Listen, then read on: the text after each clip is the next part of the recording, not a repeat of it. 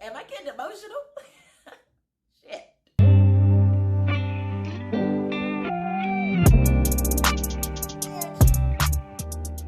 Hi guys, it's me, Tori Franklin. I'm back and I'm ready to share my hair journey. So, just to get things going, I got a perm in the 6th grade. My hair started breaking off.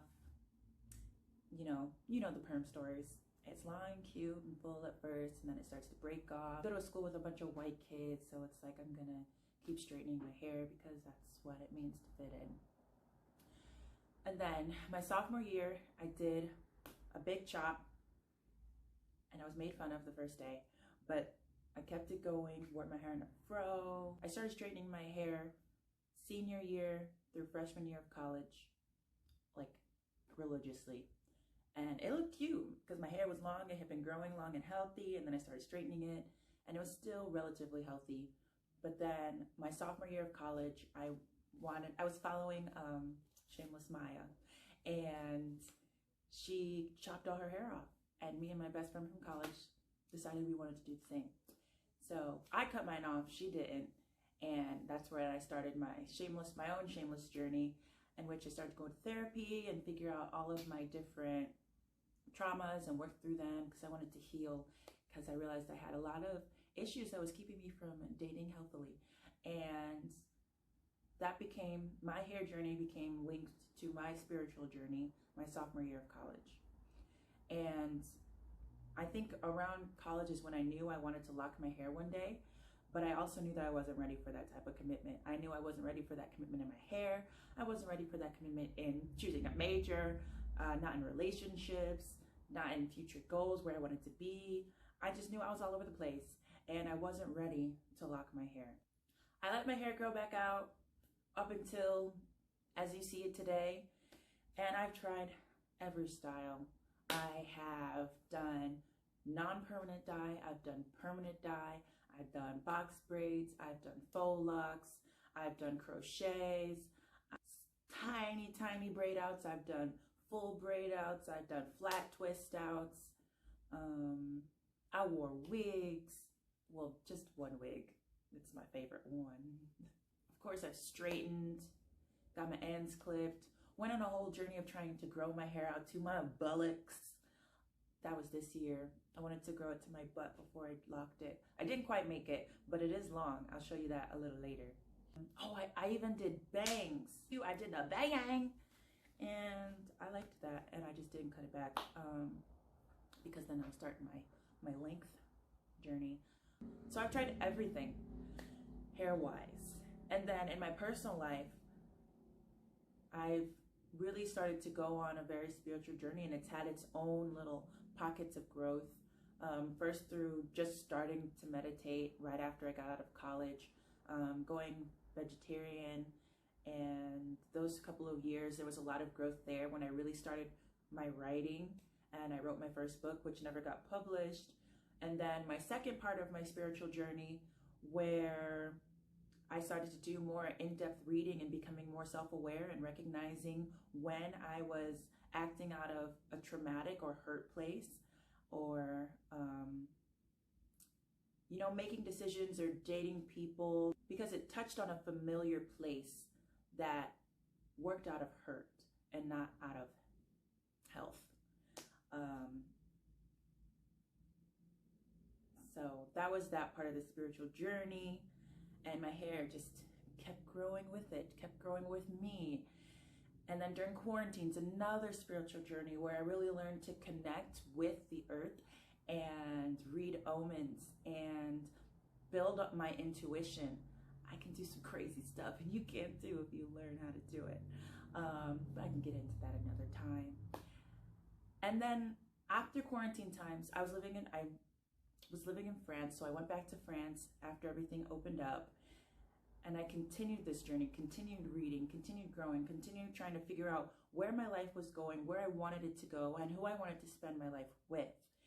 And once I came to a better realization of how I wanted my life to look in the future and not just the next 3 years, because that was really as far as I could see, then I was like, okay, I think I'm ready. I think I'm ready to lock it up, lock my hair, you know, commit to a relationship, commit to future plans, know what I want to do in this track career that I'm in and what I want to do after track and field. And so it's really become a growth experience, a learning experience, a spiritual experience with my hair as it grows. So yeah. As you can see, I have these 3 locks already. This first one I got in 2013. It was literally like just a little turd behind my ear. These 2 I started in 2018, and I was like, I need something different. And I just started these locks on a whim. And here they have been ever since. I love them. Okay. So in regards to track and field, my hair has kind of become like my signature style. I haven't worn another style while competing since I've been professional, since 2016. I usually do a braid out, and I wear a white little bow, insert picture. It's become a big part of, it's my freaking logo. And now I'm going to change my hair. And so it kind of feels like a different, I don't know, a different chapter for me. Not just in the outside world, but also in my athletic career. I'm hoping that, you know, I'll be able to do some crazy things and learn in a better way and compete in a new way and bring my spirituality into it that allows me to flourish for my next few years of professionalism. So stay tuned for that as well. Yeah. Am I getting emotional? Shit. Didn't expect that.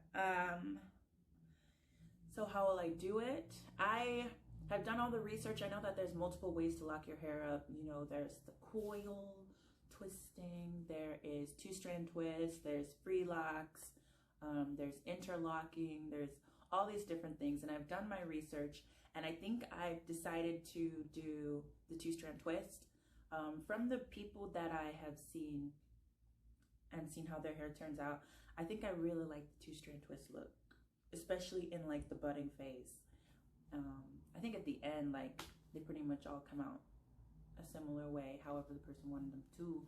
But in the budding phases, I think is what you can see the differences. And so, yes, I keep saying I think, because when I get in the chair, who knows? I might be like, no, coil it. I don't know. So, but right now, my decision is to 2-strand twist it. My curl pattern, right now you can kind of see it, but not really. This is day 2 of my fro, so it's gotten a little more fro-y. But I have a video from yesterday when I first washed it, and I put that here where you can see my curl pattern. I am not super familiar and knowledgeable about, oh, she's got a 4C, 6'7", AB12. Okay, so I don't know. There it is. Look at it. Decide on your own. I have a couple different patterns in my head. As you can see, the bottom part was a lot more curly, and the top is just kind of like wispy. It doesn't really have a pattern. It's like a freaking tumbleweed. I am excited. This video has gotten long. I am excited to start my locks. I can't wait. Sometimes I think I'm still gonna, you know, have FOMO of my fro. See women on the streets with their fro, and I'll be like, I used to have a fro. But I'm getting plenty of pictures. This is my last week of frodom. So I'm taking all the pictures, all the videos, so I can have an archive and be like, yep, that's why I locked it. But, so I want to show you how long it is. So you can see in the back, it like stops right there. I got the shrinkage. Y'all see that? Here's my nipple. And there's my hair.